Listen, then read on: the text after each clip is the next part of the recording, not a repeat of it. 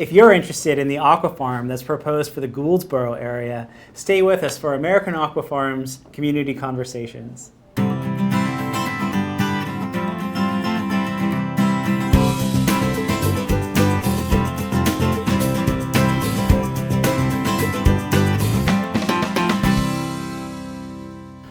Hello, and welcome to Community Conversations by American Aquafarms. This is the first in an 8-part series where we hope to convey to you, the viewer, and the community member as much information as possible about an aquafarms project that's being proposed for Hancock County, Maine. In this first video, we're going to give you an overview of the overall project. In subsequent videos, we'll talk about all of the different details that go into a project like this. While this is an opportunity to talk to you, the viewer, about our project, we're also hoping to hear from you about what questions you have and what concerns you'd like to address. You can email those questions to ceo@americanaquafarms.com. With us today is Keith Decker. Keith is the CEO of American Aquafarms. Now, Keith has a 30-year history in the seafood industry, working really on a global scale. But Keith has also worked in some local markets, including New Bedford, Massachusetts, and Portsmouth, New Hampshire. We also have Tom Brennan. Tom is the Director of Project Management for American Aquafarms. And Tom also has a deep history in Maine, including working on several projects involving natural resources in the state. So Keith and Tom, thank you for being here. Thanks, Ben. Thank you, Ben. Keith, I wonder if you could tell us a little bit more about yourself, your work in the seafood industry, how you got into it, and why it's important to you. So I've spent the last 30 plus years of my career in the seafood business. It's something that I passionately believe in, such that I would spend my entire life working on it. Over the last several years, I have spent a lot of time working on the Gulf of Maine, trying to restore the groundfish fisheries, at least from a harvesting and production capacity perspective. I also believe that it's important that we, as Americans, grow our own food. We grow beef, pork, chicken, and produce. But when you consider that 5 of the top 8 species that are consumed in American seafood are all farm-raised and not grown here, I think that it's important that we take some of that back for America. When you consider why Maine and why I'm so passionate about this, if you consider that the 2 ideal places to grow farm-raised seafood in America, one of them is Maine and the other one would be in Alaska, this is the ideal place. Its proximity to the market, its history of a working waterfront, the decline in the natural resources, and what's next for the state, I think that this is the ideal project, and this is something that I firmly believe. So let's jump right into this. Keith, if you could just give our viewers an overview of the project. Our vision is to build a state-of-the-art salmon farm off the coast of Hancock County. Additionally, we want to restore the empty, historic Stinson canning factory to build a new hatchery and processing facility to restore the working waterfront in Hancock County. Great. Tom, tell us about Hancock County. I mean, why here? Why in rural Maine? How does this project sort of fit into the local environment there? You know, Frenchman Bay represents the conditions that are ideal for projects such as this, a closed pen salmon farming operation. Our aim is to produce 66 million pounds of salmon, non-GMO salmon, in an environment that is ideally healthful for those fish. In addition, the former Stinson Cannery property in Prospect Harbor will represent an ideal location to replicate a long-standing tradition of fish processing at that property.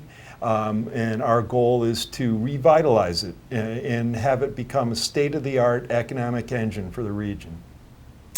Great. Well, now that you both have given us an overview of the project, let's get to some questions. Since this is the first video in a series, we don't really have any questions that were brought in specifically in relation to this series. So what we did was we went out to some of the public sessions and pulled some questions from the public sessions, and I've gathered them here, and maybe Tom will have you take the first one. The first question is, what makes this project different from other ocean-based salmon or land-based fish farms like the ones proposed for Belfast and Bucksport? Thanks, Ben, and thanks for the question. It's fundamental to this particular project. The closed pen technology is designed so that we provide a continuous flow of clean seawater into the pens. And then through continuous circulation and cleaning of the fish waste and excess food, the solid wastes are captured and through filtration and taken to shore, where they're processed and converted ideally to biofuel to produce energy. The liquid effluent is also discharged back to the sea. There are some components of nutrients that are part of the process.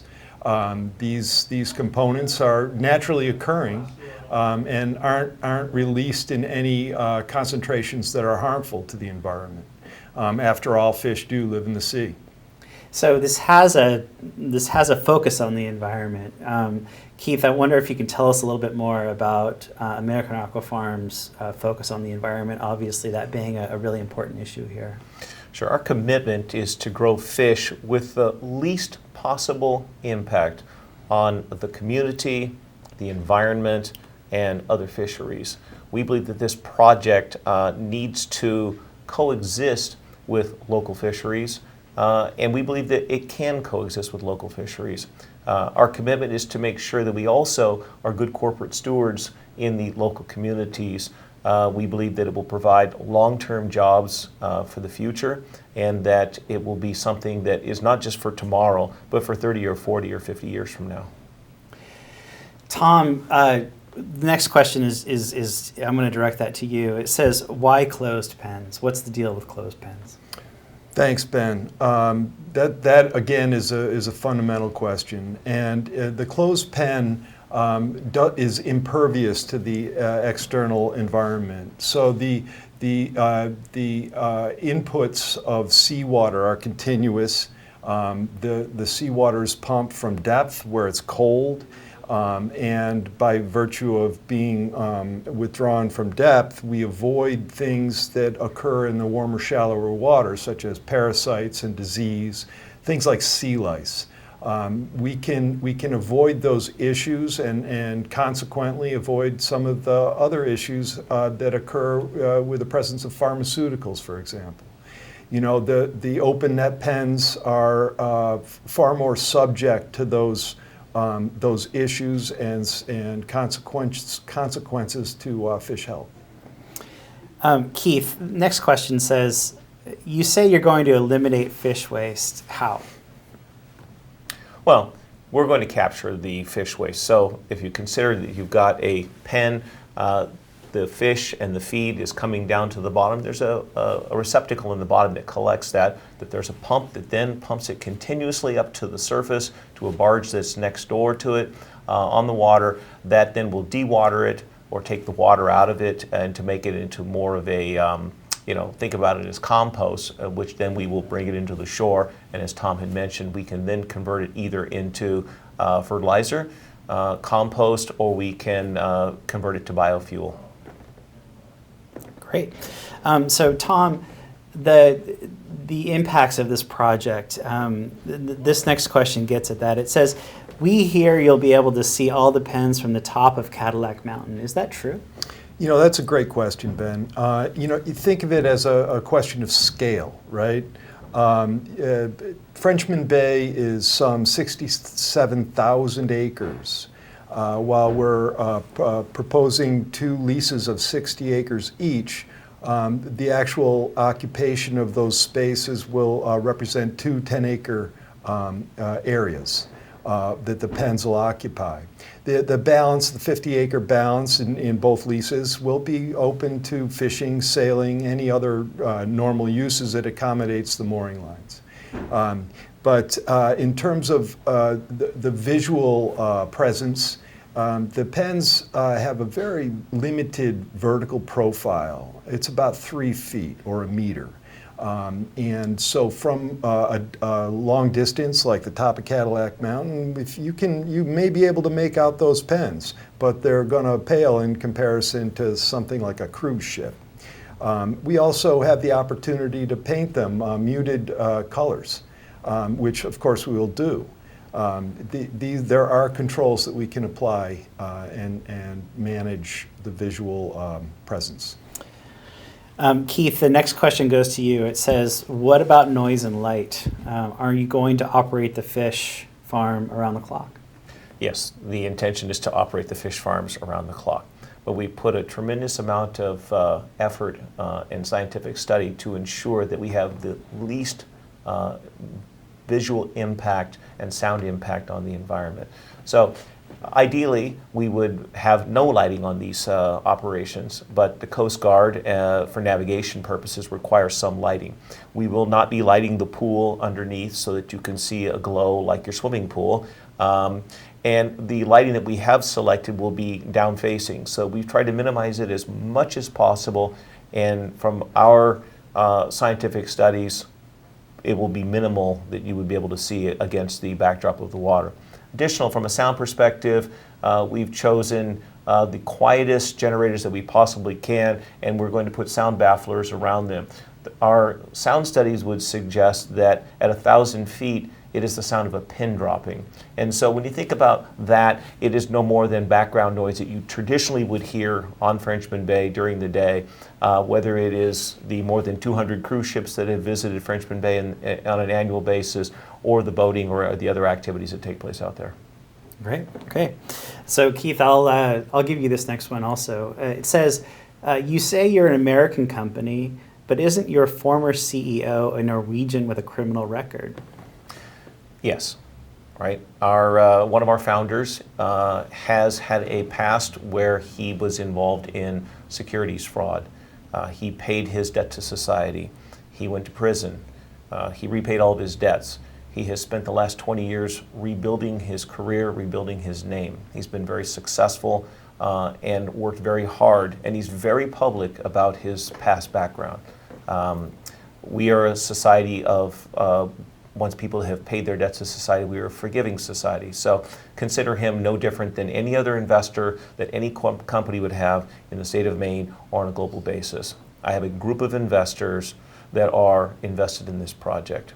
They happen to be from Norway.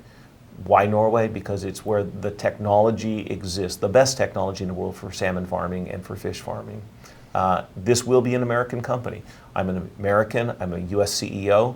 My intention is to build a company with US employees. We will still have technical people that are coming over from Norway. That's important because that's where the technology is. But when you consider that we're effectively going to have a tech transfer, we're going to be able to bring the best technology over, and then we're going to be able to grow an industry here of Mainers who are going to be trained in fish farming. And I think that that is the nexus for the evolution of the working waterfront in Maine.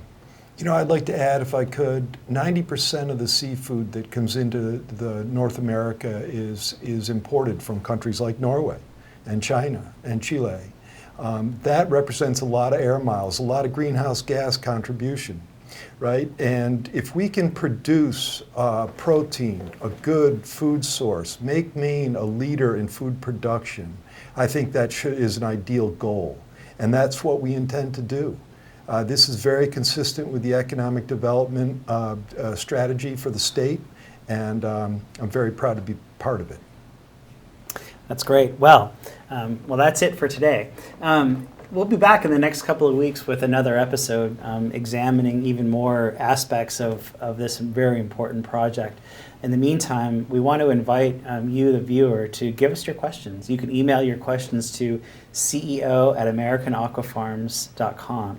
And like I said, Keith and Tom, thank you very much for your time today. Thank you, Ben.